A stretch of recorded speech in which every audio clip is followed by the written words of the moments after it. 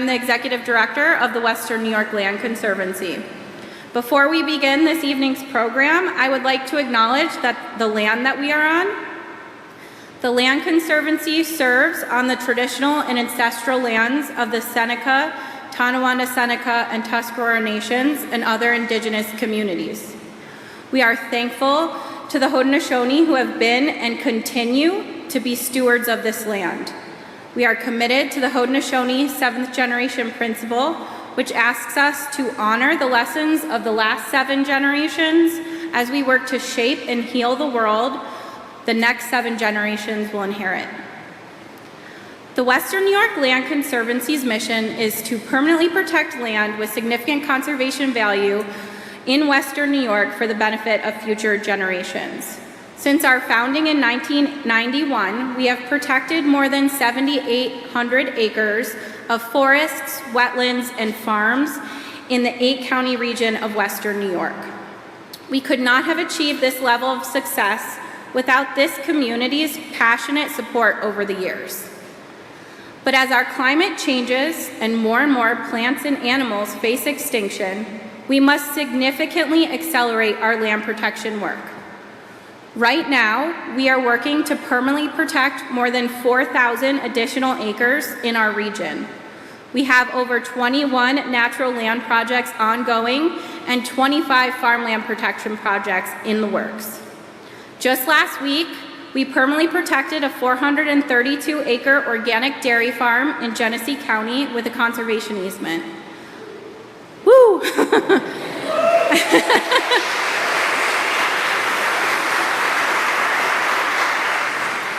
By protecting farmland, we are ensuring a future with fresh local food for us all. Another key initiative in this push to protect even more land is the Western New York Wildway.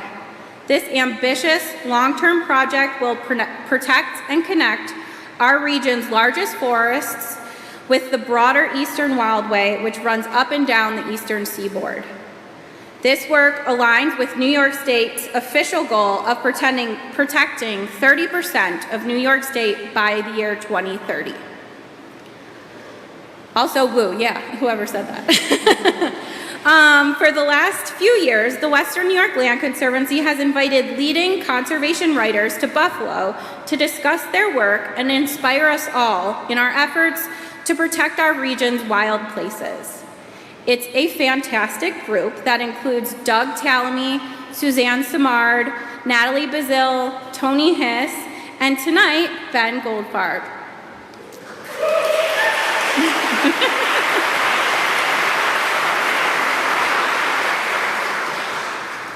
As a FYI, all of these past presentations are available on our YouTube page if you'd like to watch them. Fostering dialogue is a crucial part of our efforts to engage our community on the importance of our land protection work. What better way to do that than to bring in leading thinkers in the field to share their ideas with us? Books like Crossings serve to educate and inspire people to action. Ben is a rising star. His best-selling first book, Eager, The Surprising Secret Life of Beavers and Why They Matter, won the 2019 Penn E.O. Wilson Literary Science Writing Award and has inspired beaver believers around the country to advocate for the reintroduction of beavers in their communities as a way to better manage water resources.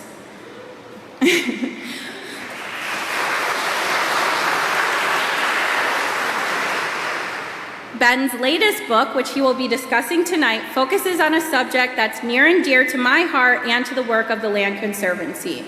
Crossings, How Road Ecology is Shaping the Future of Our Planet, is a critically acclaimed study of how roads have fragmented and transformed habitats around the globe. It was named one of the best books of 2023 by the New York Times, the New Yorker, the Smithsonian, Science News, and Kirkus Reviews. It also received the Sierra Club's 2024 Rachel Carson Award for Excellence in Environmental Writing and was selected as a finalist for the New York Public Library's Bernstein Book Award, the Reading the West Award, and the Colorado Book Award. When members of our team read Ben's book earlier this year, we knew we needed to get him here to speak on this important subject. Over the past few months, our team has been installing game cameras at 45 strategic locations within the Western New York Wildway. We are studying where and how animals move around our region to better inform decision makers on where wildlife crossings can be placed. Earlier this year, both chambers of the New York State Legislature passed the New York State Wildlife Crossings Bill, which is now waiting for Governor Hochul's signature. When it's passed, the New York State Wildlife Crossings Act will have a major impact on our roads and highways, allowing state agencies to prioritize and construct the kind of wildlife crossings Ben describes in his book, and most importantly, provide native wildlife the means to safely traverse and navigate from place to place.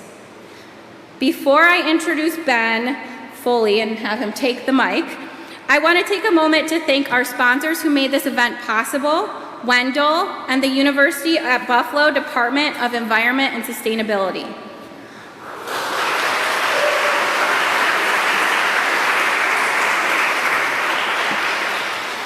I would also like to thank our incredible staff and board at the Western New York Land Conservancy, whose passionate commitment to land protection makes coming to work every day a joy.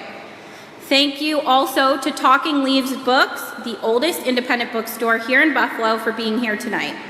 Thanks to the generosity of publisher W.W. Norton, you can purchase a paperback copy of Crossings Tonight from Talking Leaves. The paperback version does not come out until October or late September, so get one while they're hot, because tonight's the only night you can get one. Also, Ben is signing books later, so another reason to buy one. Lastly, I want to thank the Trinity Episcopal Church for hosting us tonight and letting us use their technology to live stream this event, and a big thank you to Christian Eshelman for his assistance. With that, please welcome Ben Goldfarb.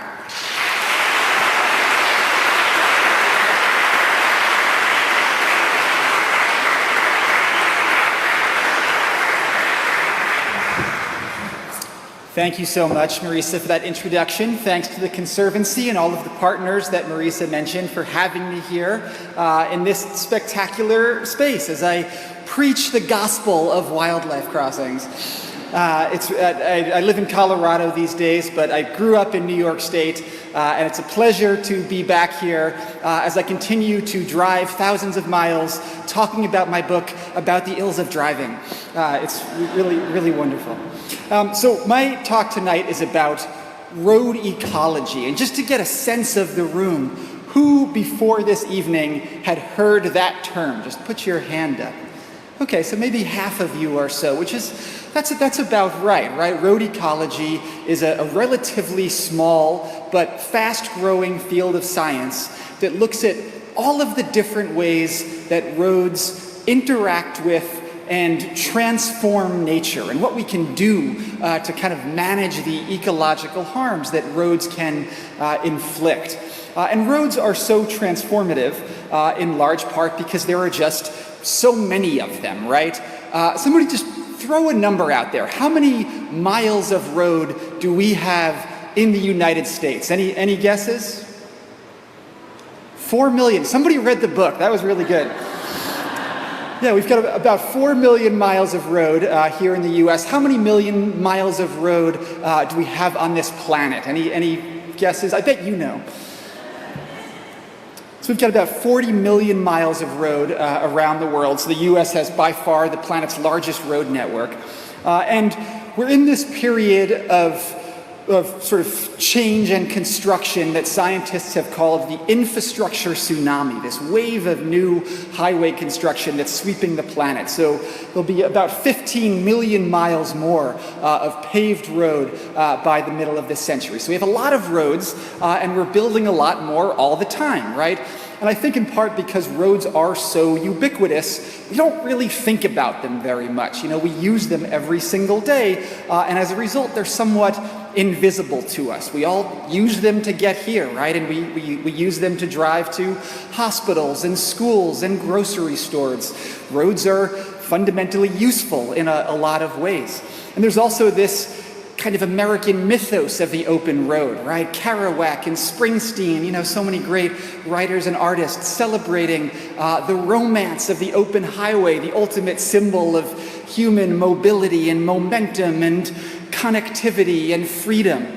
And that's somewhat ironic because for all of the freedom and mobility and momentum that roads provide us drivers, they deny other species the ability to move around the landscape, right? They curtail animal movements and journeys on a truly massive, almost incomprehensible scale. And the most conspicuous way they do that, right, is through roadkill. We've all seen the dead animal by the side of the highway, an unfortunately common sight in the Anthropocene. Any guesses about how many animals are killed by cars? And I'm just talking about vertebrate animals, right? Mammals and birds and lizards and or reptiles and amphibians. So not talking about insects or arachnids, but how many vertebrate animals are killed by cars every day in the United States? Any guesses? More than 1 million animals are killed by cars, right? And I think, you know, in part because the animals that we see tend to be the common ones, right? The raccoons, the white-tailed deer, the gray squirrels, you know, critters that are relatively abundant on the landscape. Those are the animals that we're hitting most frequently, right? That's just simple probability. You know, I think that we tend to downplay roadkill as a conservation crisis, right? Yeah, okay, some raccoons are getting hit by cars, and that's kind of sad, but, you know, there are lots of raccoons out there, and it's, you know, it's not that huge a deal. But in fact, there are dozens of threatened and endangered species for which roadkill is the primary source of mortality, right? From Florida panthers to tiger salamanders to ocelots. You know, roads are really one of the, if not the most significant cause of this sixth extinction event that we're in the middle of. And in fact, Richard Foreman, who's kind of the founder of Road Ecology, has observed that roads are the leading direct human cause of vertebrate mortality on land, right? Which is just a fancy scientific way of saying that there is literally nothing that we do that kills more wild animals than drive. This is a really happy presentation in the... You know, I think that one of the things that makes roadkill and traffic so pernicious as this, you know, kind of destructive ecological force is that it has this tendency to subvert evolution, right? You think about the defense mechanisms of so many of our common beloved species, turtles that withdraw into their shells, or porcupines that bristle their quills, or skunks who spray. These are all kind of stand-your-ground strategies that worked really well for thousands of generations against wolves and cougars and coyotes and other natural predators. But when your predator is an F-250 barreling down I-90 at 80 miles an hour, the worst possible thing you can do is withdraw into your shell, right? Stand your ground and hunker down. So traffic and modernity has taken evolutionary history and rendered it not only moot, but actually maladaptive. I find that kind of tragic to contemplate.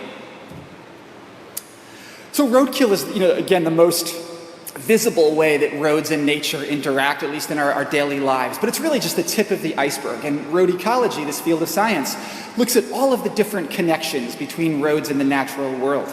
Roads are vectors of invasive species, right? So many non-native plants and animals have basically entered ecosystems along a grid. You know, we've all seen dandelions by the side of the highway, obviously. This is a picture that I took in Montana, where an old logging road, basically for many decades, logging trucks had transported invasive thistle seeds in the treads of their tires, and then all of that invasive thistle just bloomed at once, and now there's this kind of eerie, linear purple stripe through the landscape. Roads are zones of erosion, right? Who is the single largest road manager on Earth? Who has more roads than anybody? Any guesses? The Forest Service, yeah, the U.S. Forest Service, the agency, the federal agency that manages, close to 200 million acres of public land. Well, of course, a lot of that land, most of it was historically logged, and now there are something like 300,000 miles of old logging road in our national forests. There are national forests in the middle of nowhere in Idaho and Montana that have higher road densities than New York City.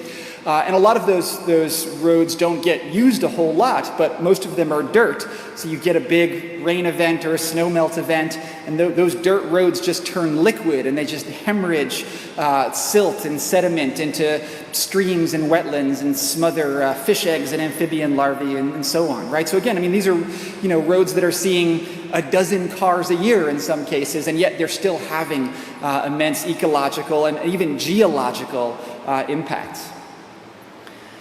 Roads are sources of pollution. Our cars are constantly bleeding cadmium and copper and zinc and microplastics and all kinds of stuff into nature. And we're learning more all the time about the kind of the chemical impacts of roads. Just a couple of years ago, scientists at the University of Washington realized that decades of salmon die-offs had been caused by this obscure chemical in tire particles. It was 6 ppd, this chemical that's added as an ozone protection agent, and that actually has incredibly toxic impacts on fish, right? So there are all of these completely obscure sort of chemical pollutants that we're learning about all the time. And one of those chemical impacts of roads is road salt. We apply 20 million tons of salt to our highways every year in the U.S. as a de-icing agent, right? And all of that salt runs off into the Great Lakes and rivers and streams. Something like half of the lakes in the Midwest are experiencing long-term salinization, right? They're becoming brackish over time because of road salt. And road salt also lures animals into these dangerous predicaments, right? We're basically turning our highways into salt licks, and animals are attracted to salt licks. And so you get, a herd of bighorn sheep on the highway. I will say that that road salt wildlife connection inspired my favorite road sign. I don't know how well you can see this in the back, but in Jasper National Park in Canada every winter, they put up signs saying, "Don't let moose lick your car." I'm not sure that you can stop a moose from licking your car, right? I think if a moose wants to do that, he's probably going to do it. But it just gives you some sense of kind of the dangerous situations that road salt can create. Roads are also these kind of noise hellscapes, right? If you're a meadowlark who has to sing to attract a mate, but your mate can't hear you over the noise of engines and tires, you fundamentally can't live in that place, right? So noise pollution is actually this really profound form of habitat loss for all kinds of species. And here's just one quick video that I think illustrates that concept of road noise as habitat loss. And I'm not sure how well you'll be able to, again, see this in the back or hear it, but let's see if I can get this to play. There we go. So I'll just narrate. There are a couple of grizzly bears. This video is shot in British Columbia.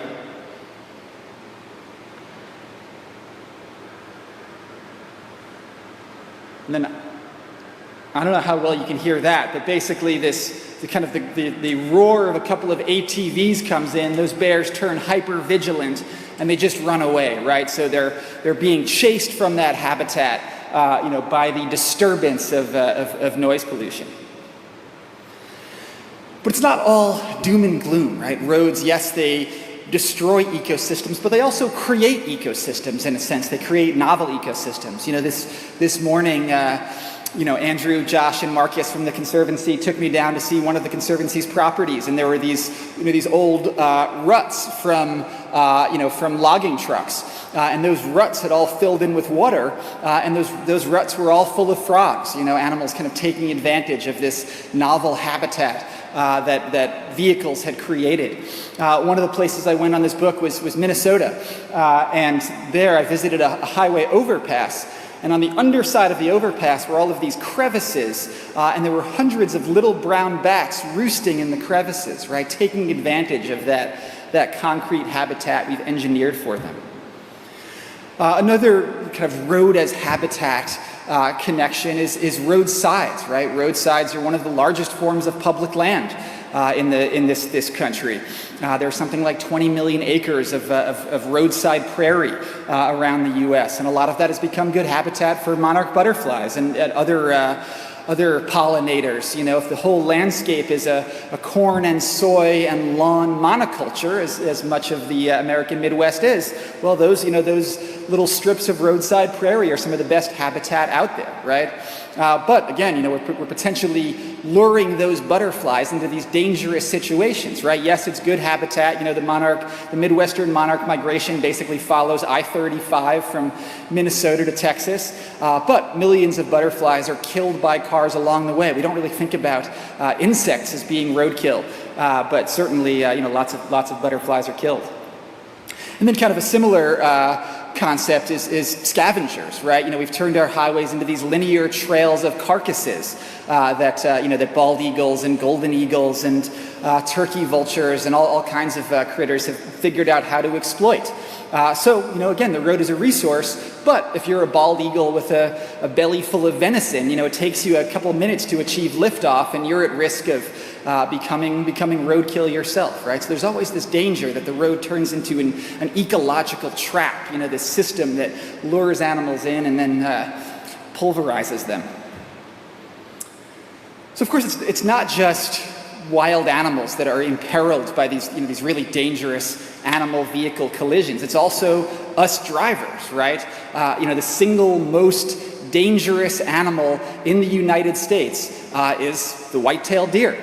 Of course, it's not the deer's fault, right? It's the car's fault. And yet, this is really a massive public health and safety crisis that we're just figuring out how to manage and the importance of managing. So deer vehicle collisions, right? Engineers call them DVCs, and they're really one of the most common crash types in the U.S. There are up to 2 million deer collisions every year, so that's a deer collision every 30 seconds or so. There will be many deer collisions while we're having this conversation. The average deer collision costs society more than $9,000 in vehicle repairs and hospital bills and insurance costs and so on. Who here has hit a deer, by the way? Anybody? Yeah, that's a really common problem, especially in New York. Up to 400 drivers are killed in deer crashes every year in the U.S. And again, New York, especially Western New York, is one of the hotbeds for this issue. Unfortunately, there are 65,000 deer collisions in New York State every year. That's a deer collision every 8 minutes or so. And of course, deer aren't the only big animal out there. In the Adirondacks, you've got moose. The average moose collision costs more than $40,000. We've got elk in Colorado. The average elk collision is something like $22,000, right? So these are again, really dangerous, expensive events that, are really problematic for drivers and animals alike. So historically, the way that departments of transportation have almost invariably handled these sorts of conflicts is by putting up this thing, right? The deer sign. And we've all seen a million of these deer signs on the landscape. I saw, a dozen of them driving around the Buffalo area today. And I'll just tell you empirically what I bet you've all intuited, which is that these things are completely useless, right? First of all, the deer don't know where they are. That's really the big problem. But, also they just kind of get put up at random, willy-nilly around the landscape. Drivers habituate to them and ignore them. Often you see this sort of thing, deer crossing next 30 miles, right? And nobody's going to, keep their foot on the brake for 30 miles, right? And yet, because these are, signs are kind of this, cheap, very public acknowledgement of a problem, right? It's a way for DOTs to say, yes, we're aware that you're worried about deer collisions and we're solving the problem. Look, here's the sign. Again, they're not really helpful. And in fact, I've heard some biologists call them litter on sticks, which I think gets at that uselessness pretty nicely. And I'll point out too that even if signs were helpful in preventing animal collisions, the collision, the moment of impact between car and critter is really only half the problem that roads create for wildlife movement, right? And in some ways, the barrier effect of highways. You know, this kind of moving fence of traffic that makes it hard for animals to move around the landscape at all. That can be a bigger problem even than roadkill itself. And to kind of explain what I mean, here's a bit more about deer. So one of the chapters of this book is about ungulate migration. So ungulates, you know, are hoofed mammals, you know, deer, elk, moose, antelope. It's about ungulate migration in the American West, you know, in places like Wyoming. And in Wyoming, you know, there are these big herds of deer that move across the landscape in very large groups, unlike, you know, in the Northeast where they're just kind of white-tailed deer everywhere all the time. And one of the places I went was, you know, it was the Red Desert in southwestern Wyoming, where scientists have been putting these satellite collars on these deer for a very long time to figure out where their migration routes are, where they're going, and where they're hanging out. And what they've discovered is that those deer basically never cross the highway. And I'm not sure how well you can see this in the back, but this big purple blob here, this is basically where the deer hang out in winter. This is their winter range, the kind of the low elevation areas where there's lots of food kind of poking up out of the snow. And this white line across the bottom of the screen is I-80, the interstate highway that runs across the country. And what you can hopefully see is that those deer never cross I-80, right? And again, not because they're getting hit by cars, it's because there's just such constant traffic moving down that highway that there's never a sufficient gap in the traffic for the deer to run through. And so during harsh winters, they'll basically pool up on the north side of the highway looking for a way across, not finding one. And some years, 40% of that deer herd will actually starve, right? Because they can't access all of the good habitat south of the interstate. And you know, for a herd of a couple thousand deer, you know, they can handle a few collisions on the highway, right? It's not, you know, roadkill is not going to totally wipe them out. But what might wipe them out is losing access to all of that really good winter range, that southern habitat. Here's another map that kind of illustrates the same or similar point. These are the movements of a single young male grizzly bear in Montana. And that white line is a highway you're all familiar with. That's I-90, you know, which runs across the whole country on its way to Western New York. And all of these red X's along the highway, which again, hopefully you can see, are places where that grizzly bear approached the highway and then bounced off like a ping pong ball, repelled by that wall of traffic, right? So this bear spent 6 months trying to find a way to cross the highway before he finally managed to do it, right? So, you know, again, I mean, a road might only be, let's say, 150 feet wide from shoulder to shoulder, and yet in this case, it's denying this animal access to hundreds of thousands of acres of habitat. Here's another depressing map. I really like sad maps. This is a map of mountain lion locations in Southern California.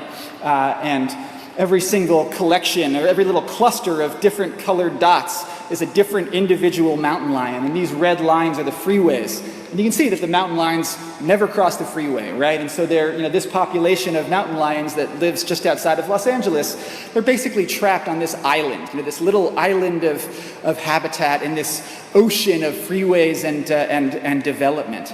And unfortunately, because no new mountain lions can cross the freeway to enter the population to reach that island, these cats are stuck mating with their own daughters and granddaughters and great-granddaughters, and they've become chronically inbred. They're suffering genetic defects, and they've entered what scientists have called an extinction vortex, right? This long-term kind of doom spiral caused by the isolation that freeways create. And again, you know, these are all kind of Western examples, but you could draw the exact same maps, you know, with satellite collar data from black bears and bobcats and fishers and all kinds of fauna in Western New York as well, right? This is truly a global problem, this habitat fragmentation that highways create.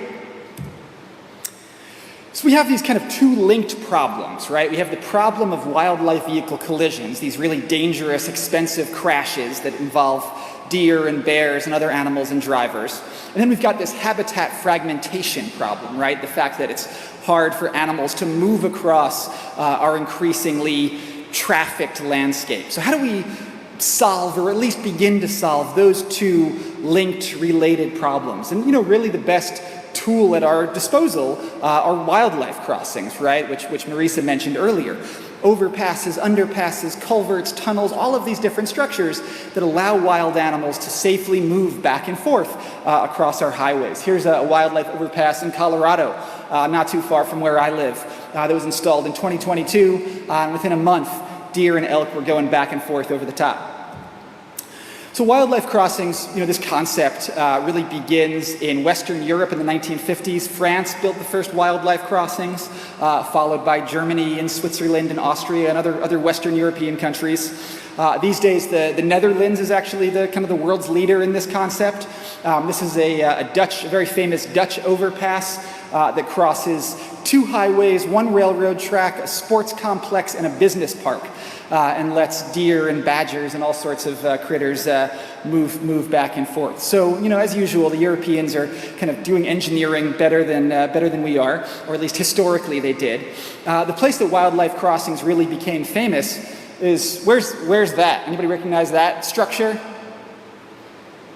That's in Banff National Park in Canada, which starting in the 1980s, built around 40 wildlife crossings, 6 overpasses, and 30-something underpasses for deer and elk and bears and all kinds of critters.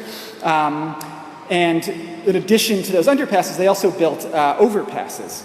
And the overpasses were really intended for grizzly bears.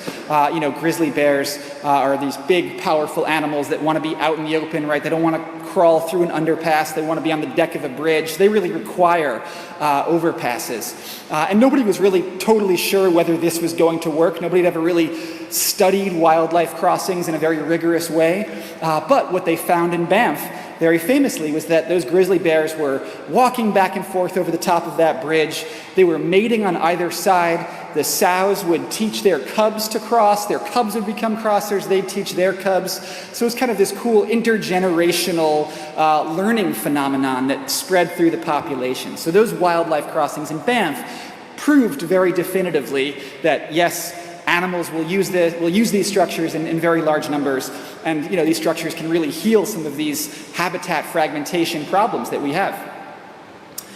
In the U.S., the first wildlife crossings were built in the western states in the 1970s, Wyoming, Colorado, Utah, and the reason that those were kind of good test cases for wildlife crossings is that, as I mentioned earlier, the West, unlike the East, really has these big migratory herds of animals, right? And if you get 1,000 mule deer crossing the same highway in Wyoming every single year in the same place, well, there's this big pile of carcasses saying, hey, put the underpass right here, right?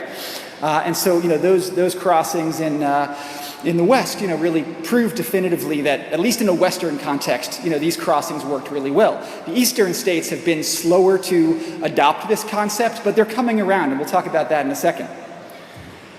Another really important lesson that road ecologists have learned over time is the importance of fencing, right? People always say, how do the animals know to use the crossings? And the answer is the fences guide them there, right? If you're a deer, you're trying to cross the highway, then you bump into this fence line, you pace that fence line for a half mile, and there's the underpass saying, hey, cross right here, right? So the fences keep the animals off the highway and guide them to the passages, and the passages help them move back and forth, right? So the fences and the crossings really work hand in hand.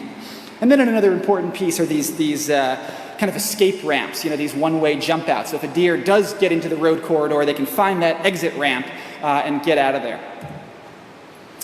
So another important lesson that road ecologists have learned is just the importance of providing a diversity of different crossing structures, right? We know that animals all have different ecological niches. They all have different habitat requirements. And likewise, they have different wildlife crossing requirements, right? Some animals like going over, some like going under, some like having a little bit of log structure or rocks to kind of help guide them through. This is an overpass outside of Seattle, also on I-90. This is up on Snoqualmie Pass. And there, they built an overpass primarily for elk, which really like going over. Maybe you guys will have some elk here in Western New York before too long if they make it up from Pennsylvania. But, in this case, they also had lots of cool lizards and snakes and rodents, smaller critters that also needed to cross the highway. So they put in all of these cool log features, which basically act as, little habitat elements that kind of, let those critters run through. And I've heard some scientists call those fauna furniture, which is a cool term. Right, so in addition to having those, that big, beautiful overpass, this is also on I-90. They've got these really wide, kind of capacious underpasses. This is a kind of a cool design because they actually divide the highway so that light can get through and reach that underpass floor and just make it feel like a more natural habitat. And they've also got these cool enlarged culverts as well at their stream crossings so that beavers and otters and salamanders and other kind of aquatic animals can follow that stream corridor and get through as well, right? So just, again, providing crossing opportunities for the entire ecosystem, I think is really important. Here's just one quick video that illustrates that idea. Let's see if I can get this to play. Yeah, so this is these crossings up on I-90 outside of Seattle. And, I'll just narrate since I don't know how well you can see in the back, but there are some deer doing their thing. There's a mountain lion. There's an elk.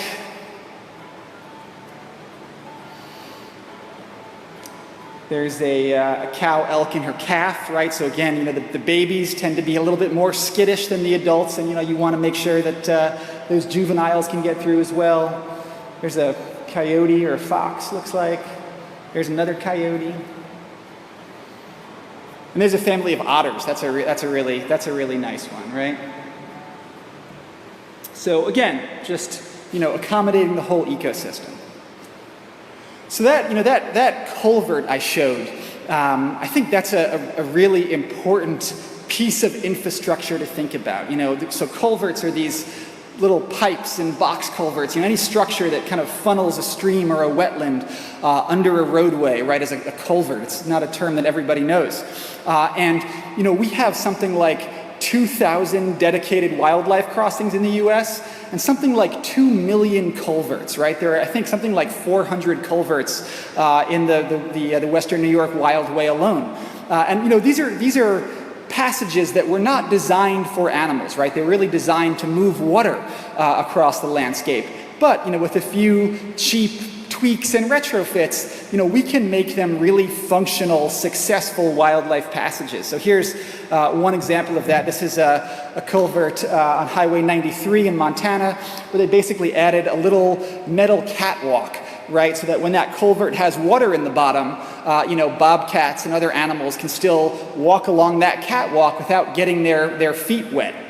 And actually, New York has done a lot of this kind of critter shelf installation. In the early 2000s, NISDOT put in a bunch of these in the Adirondacks, which got lots of usage, right? So, to me, I think the point of showing these images, right, is that look, these days the average wildlife overpass costs something like $10 million, right? Which isn't nothing.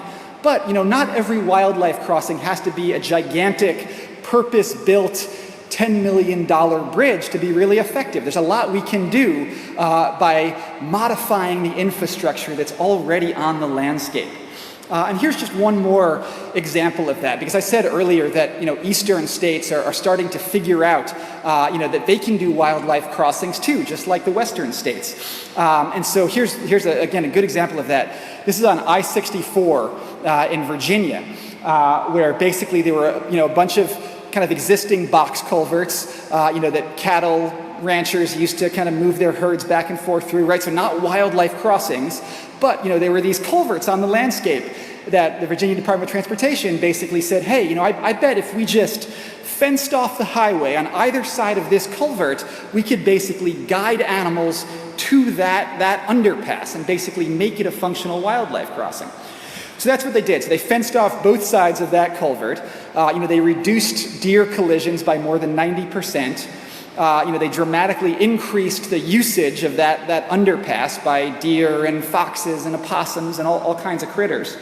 And I think most relevant for the DOT is that this fencing project paid for itself in under 2 years, right? Because again, we know that deer collisions and bear collisions, these are really dangerous, expensive events. And if you can put in some fencing or an underpass that prevents a few dozen of those crashes every year, as many of them do, you can recover your costs very quickly, right? So I think it's this sort of project, taking again the culverts that are already on the landscape and just kind of modifying them.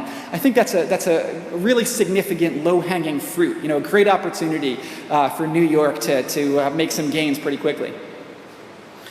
And again, I think that point, is really worth emphasizing, the cost savings point. People often get sticker shock around wildlife crossings. Really, we're going to spend $10 million helping deer and black bears and coyotes cross a highway? That seems kind of crazy. But, again, because these structures prevent so many crashes, they really are incredibly thrifty in a sense. They're saving the public lots of money in a very short period of time. This is a crossing, again, in Colorado on Highway 9, not far from where I live. And this overpass, several $1 million project, paid for itself in under 5 years through collision prevention, right? So in a state like New York, which has a deer collision every 8 minutes, we can make a lot of progress, both from a conservation standpoint and from a cost-saving standpoint. Of course, the corollary to that, or maybe the caveat is the better word, is that if you're focused on building crossings that make sense from a cost-benefit perspective, there are a lot of animals that get left out, right? And that's kind of what's happened in the US over the last few decades, is that we've built lots of crossings for the big, dangerous animals that mess your car up when you hit them, like the deer. We haven't built a whole lot of crossings for the smaller stuff, right? Especially the amphibians. Nobody's ever totaled their car hitting a wood frog. And yet, we know that amphibians especially are some of the most road-endangered animals on Earth because they're migrating to their breeding ponds on those warm, wet spring nights. And they're just getting slaughtered in huge numbers. Who's ever moved an amphibian across the road? Is that an experience you guys have had? Yeah, you can give yourself a pat on the back for that. So, that's nice, right? I took part in some bucket brigades, basically, where we were, moving frogs and salamanders from one side of highways to the other, which is, nice enough. It certainly feels good to do it, but, certainly better than having to rely on all of that volunteer labor would be having some purpose-built amphibian crossings out there at those frog and salamander squishing hot spots. And Vermont actually has a few of these things. Here's a really nice amphibian culvert in Moncton, Vermont, at a frequent spotted salamander crossing hotspot. And so they've gotten lots of salamander usage of this little culvert. And they've gotten some cooler stuff too. Here's a black bear walking through that little tiny passage, right? Imagine a black bear going through that. That's kind of cool. So just to say that, yes, let's build crossings for those deer and bigger animals, but, we need lots of passages for the smaller critters as well. I think in some ways, some countries are actually better about this than we are. This is a land bridge on Christmas Island, which is an Australian territory that gets used by millions of red crabs every year. There's this big red crab migration where they go from the rainforest down to the beach. And millions of crabs cross that steel bridge every year, right? So it's hard to imagine the U.S. building a crab crossing, but that would be kind of a cool thing. Another sort of neat innovation that you see frequently in Australia and South America and other continents are these canopy bridges. There are all of these little arboreal marsupials in the case of Australia, or primates in the case of places like Brazil. And their little forest fragments are cut off from each other by highways. And they're never going to descend to the forest floor to use an underpass. But, you can build rope ladders that connect those forest fragments and let them kind of scamper back and forth. which they do. And here in the U.S., we've got lots of arboreal animals too, fishers and porcupines and flying squirrels. Lots of American critters would very happily use something like this. We haven't tended to do that because, again, we're taking more of a cost-benefit focused approach to wildlife protection rather than a conservation-oriented approach. And I think there's a lot we can learn from from other places. And truly this kind of wildlife crossings and habitat connectivity movement is a global movement. In working on this book, I went to Brazil, where they're building lots of underpasses and overpasses for tapirs and capybaras and giant anteaters. Nepal actually has a law that requires wildlife crossings with any new highway, which is something that the U.S. certainly doesn't have, right? So again, many countries are more progressive about this sort of thing than we are. In India, they're actually building elevated highways. They're putting the highway up on concrete pillars for many miles so that tigers and elephants and other animals can wander back and forth across that wide open forest floor. So again, here in the U.S., we have this very calcified, concretized infrastructure that we can only retrofit, whereas countries like India that are building out for the first time, they can really do it right from the get-go in a way that we failed to. But we are in this very exciting period of wildlife crossing construction in the U.S. In the 2021 Infrastructure Act, there was a grant program that basically set aside $350 million for new wildlife crossings around the country, which granted is a drop in the bucket. It's really a tiny fraction of what we need in federal spending for these sorts of projects, but it is the most money that's ever been allocated to wildlife-friendly infrastructure. So it's an exciting time to be working in this field, including in New York. Right, Marisa alluded to the New York Wildlife Crossings Act, this bill that's before Governor Hochul right now, that would basically require the state to identify places for new wildlife crossings and, compel NYSDOT to start applying for some of this federal funding that's out there. And actually, lots of New York's peer states, other eastern states, have already gotten this grant funding. Connecticut, Pennsylvania, Rhode Island, they're already accessing Infrastructure Act funding to build wildlife crossings, or at least start the process of building them. And New York has an awesome opportunity to pass its own bill that would basically allow it to get some of this funding. So, people always ask, what can I personally do about this issue? And I would say, aside from breaking for salamanders and frogs, the most important thing you can do is contact your elected officials, in this case, Governor Hochul, and tell her you support this act. Because it really will do a lot of good for New York State. And again, Marisa alluded to this broader idea of the New York Wildway, right, or the Western New York Wildway, this giant landscape of connected habitat, that the Conservancy is stitching together. And crossings are integral to the success of that concept, right?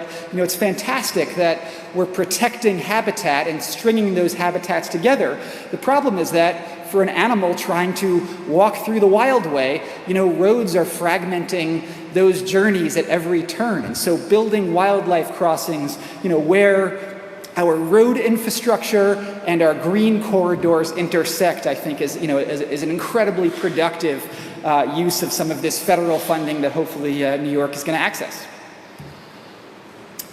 So, ultimately, both the kind of the challenge and opportunity before us is to, remake our infrastructure for the sake of biodiversity, right? No big deal. We know that we're in the middle of this sixth extinction event, this biodiversity crisis, and that roads are, again, the leading direct human cause of animal mortality. And so if we're going to save wildlife in the 21st century, we really have to address our infrastructure. And it's not just about wildlife, it's also about human communities as well, right? Especially in Western New York. The final chapter of this book is about Syracuse, which, as many of you surely know, built I-81, the I-81 viaduct through the heart of the city in the 1950s and 60s, and very deliberately, used that highway to displace the 15th Ward. It's historically its largest black community.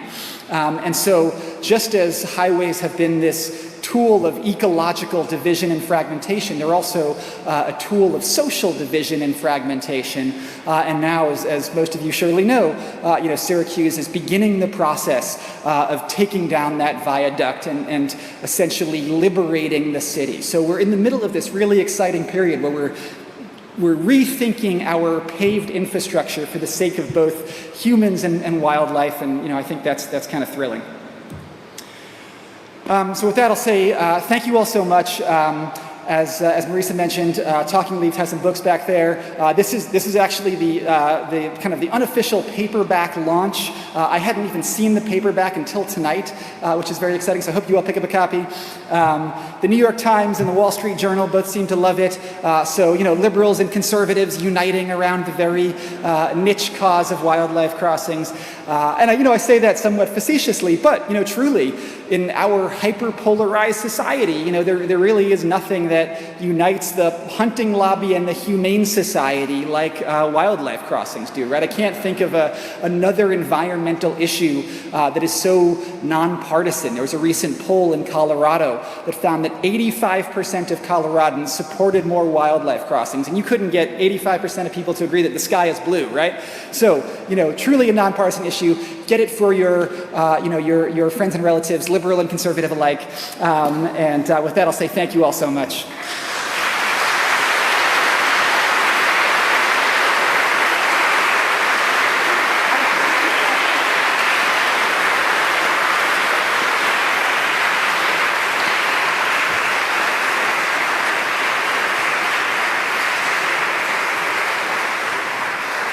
Thank you, and thank you, Ben, for that amazing presentation. I hope it got everyone's brains working and firing, and we have some time for questions right now. So Kyle, wave Kyle, has a microphone. Raise your hand if you have a question for Ben, and Kyle will pop over to you and hand the mic over. And I reserve the right to defer all hard questions to Marisa. Oh, no.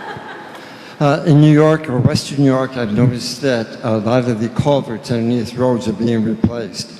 The old galvanized pipes are being dug out, and they're putting in big plastic pipes, about 3 or 4 times the size. So I don't think it was designed that way for animals, but I think this would be good for the future for other animals to be able to get through there with the smaller galvanized pipes you could not get through. I think it's probably federal and state money that's been doing this. For better water flow. Do you understand what I'm saying? Yeah, I think so. I mean, I can't really speak to what you're talking about specifically, but I'll just say in general. I mean, certainly building bigger water passages under highways it's a great climate resilience strategy, right? We know that we're getting these much bigger precipitation events in the Northeast because of climate change, and so you get this giant rainfall event that's carrying logs and sticks and debris. A small culvert is going to get plugged up and that road is going to wash out, right? So lots of DOTs are building bigger culverts to handle larger stream flows with climate change, and those bigger culverts also end up being, as you say, really good fish and wildlife passage.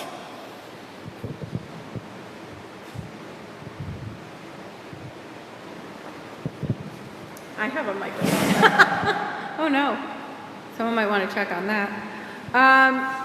So I had a question, which obviously is going to be my question because I work at a land trust. With crossings being such a critical tool for animal movement, having land on both sides of crossings being protected is really important. Can you speak a little bit to the importance of land trusts or land conservation to wildlife crossings?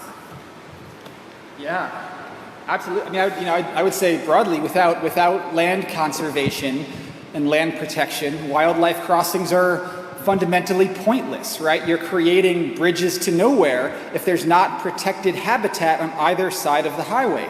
And that's another reason I think that that Western states have done a lot more of this work than Eastern ones, because in the West, there's all of this public land, right? 40% of Colorado is owned by the federal government, by the Forest Service and the Bureau of Land Management. So, there are these big blocks of forest on either side of highways, and if you build a wildlife crossing from one side to the other, you're connecting these really nice parcels of habitat. Whereas in the Northeast, obviously, so much of the land base is privately owned. It's much harder to find places for those wildlife crossings to go, where that the land is going to be protected wildlife habitat on either side of the highway in perpetuity. And so that's why the work of land trusts in this context is so important, because you're creating the conditions in which wildlife crossings can be useful and effective. I don't know, do you have further thoughts about your own question, Marisa, about how you envision these two things working together? Okay, great. We didn't talk about that. We didn't. We have another question? We got two over there and one back there.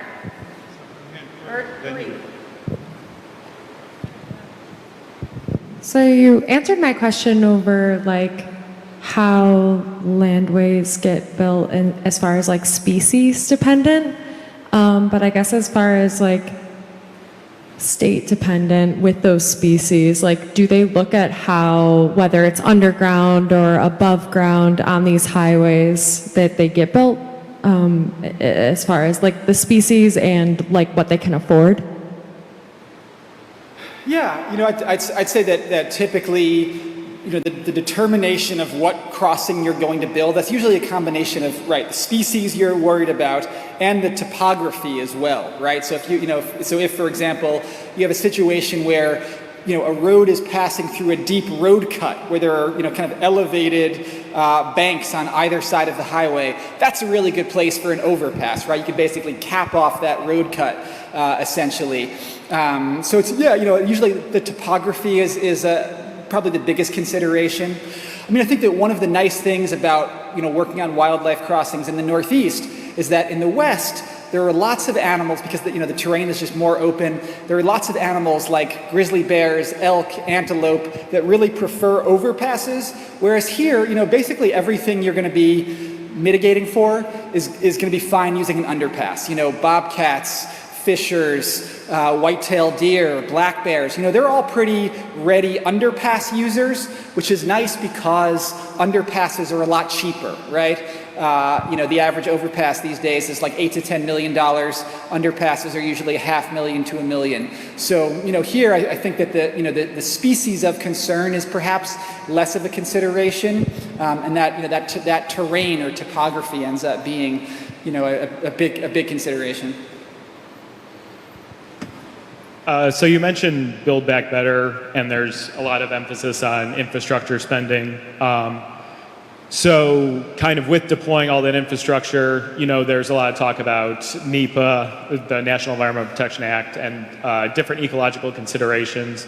Have you heard from ecological departments or stakeholders about kind of what those challenges look like with their capacity to kind of handle these projects, and kind of how they're going to how those stakeholders will have their voices heard and kind of implement these considerations that you're talking about for new projects that are coming online now? Yeah, it's a good question. Certainly. Look, I don't know what percentage, but certainly many of the wildlife crossings in the U.S. were compelled by NEPA, right? By the NEPA analysis that accompanies any big federal project. And if you're going through the habitat of a species of concern, building a wildlife crossing is a great way to comply with or abide by NEPA. So I'm not. Yeah, I guess I'm not sure that I'm answering your question or totally understand your question, but I don't know, Marisa, do you have any thoughts about that, about sort of how NEPA intersects with this issue? So I'll answer a different part of your question, which was kind of how do people or agencies kind of make the funding available or the expertise available to kind of make those changes. And, even without the New York State Wildlife Crossings Act happening, we've already seen DOT in certain regions of New York State working on these projects, and they found that if they know that they have 5-10 year plans of what culverts need to be upgraded, and they found that between actually what, sir, you said earlier of needing to kind of pull that infrastructure out of the actual stream path and get it up out of where the streams are going. And then also just knowing that they're improving certain culverts or bridges. There are a couple of small tweaks that actually don't end up costing significantly more money at all that can happen as you're doing that infrastructure upgrade that have massive impacts for wildlife. And we had DOT present on that at one of our Wildway Planning Network meetings. If anyone wants to join that, please talk to Marcus. Wave, Marcus. So there are ways of kind of, you know, taking what you know is going to happen in terms of infrastructure improvement and making small tweaks that have huge impacts for wildlife and minimal impacts for the cost of that infrastructure. I don't know if that answered the question either, but attempted to. It's a good question. It's complex. So, Ben, yeah, thank you for your presentation. One thing that I was interested in knowing more about is, have there been any studies about unintended consequences from these? One idea was, have any like predators change their behavior, especially as you're funneling more animals through one sort of bottleneck crossing across a large expanse of area? Yeah, good question. Are you just feeding the cougars and wolves? So that idea was certainly something that scientists were concerned about. That's called the prey trap hypothesis, and that was extensively studied in Banff National Park, and they basically found that fortunately that does not occur. The reason, because it does sort of make intuitive sense, but I think that most predators tend to be road avoiders, right? Like a bear, a mountain lion, a wolf. They don't want to hang out by highways. They're pretty human shy, so they do tend to avoid those road corridors and don't really queue in on those wildlife crossings, thankfully.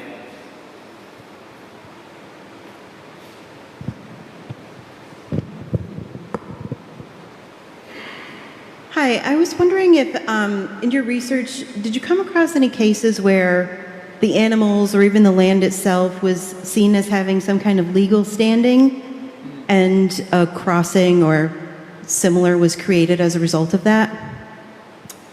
Yeah, it's a great question.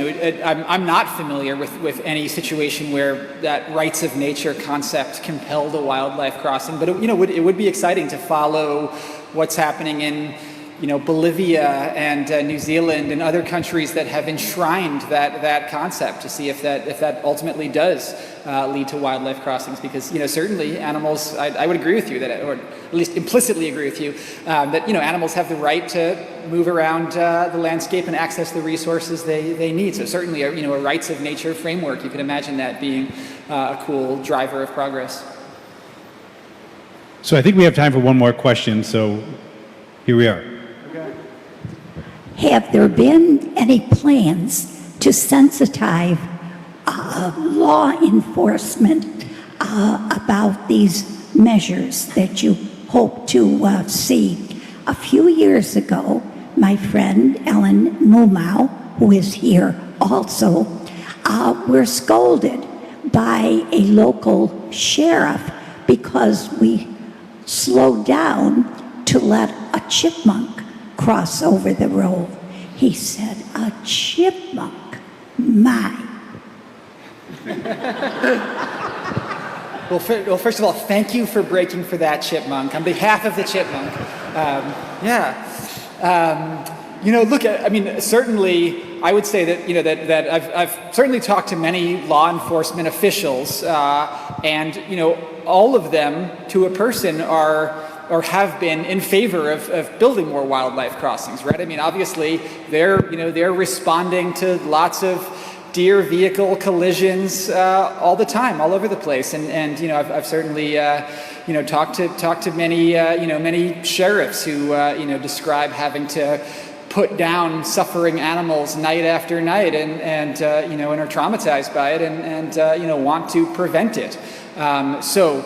Yes, I would say that there are lots of non-desensitized law enforcement officials out there, and in some cases they've been really powerful advocates, for the construction of more wildlife crossings. And again, that's, one of the cool things about this issue, right, is just how many different sort of societal and cultural sensitivities it touches. If you care about animal suffering, if you care about your insurance rates, if you care about, having huntable populations of animals on the landscape because you're a hunter, there's kind of something in this issue for everyone, and I think that's, one of the reasons it's achieved so much political salience. Well, I just wanted to say thank you again to Ben for coming all the way this way to talk with us about wildlife crossings and wildlife connectivity. If you would like to support the work of the Western New York Land Conservancy, there is a handy QR code in the fan everyone is using.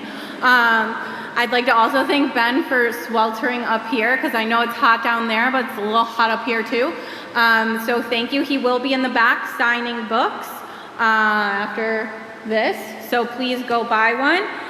Thank you all for coming this evening, and please drive safe and brake for animals. Thank you.